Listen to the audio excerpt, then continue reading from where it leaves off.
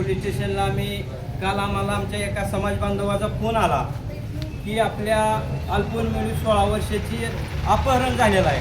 त्यामुळं आम्ही सर्व सोलापूर जिल्ह्यातील, सातारा जिल्ह्यातील सर्व प्रमुख कार्यकर्ते आम्ही उपस्थित झालो आणि इथं आलो तर आणि कुठलाही तपास गेले आज 3रा दिवस झालं।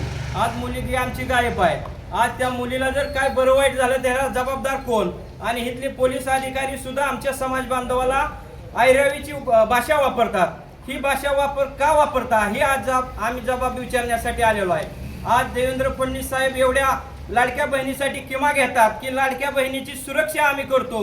फडणवीस साहेब कुठं सुरक्षा आहे?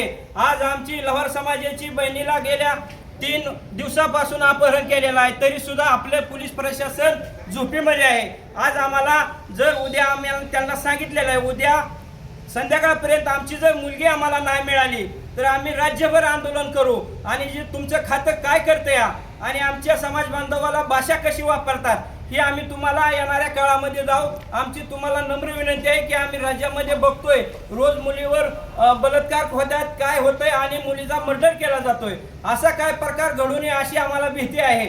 एवढीच आमची तुम्हाला समाज बांधवाच्या वतीनं विनंती आहे की आमची बहीण आम्हाला द्या, अन्यथा आपल्या सरकारच्या विरोधात तीव्र आंदोलन केलं जाईल एवढी मी समाजाच्या वतीने विनंती करतो।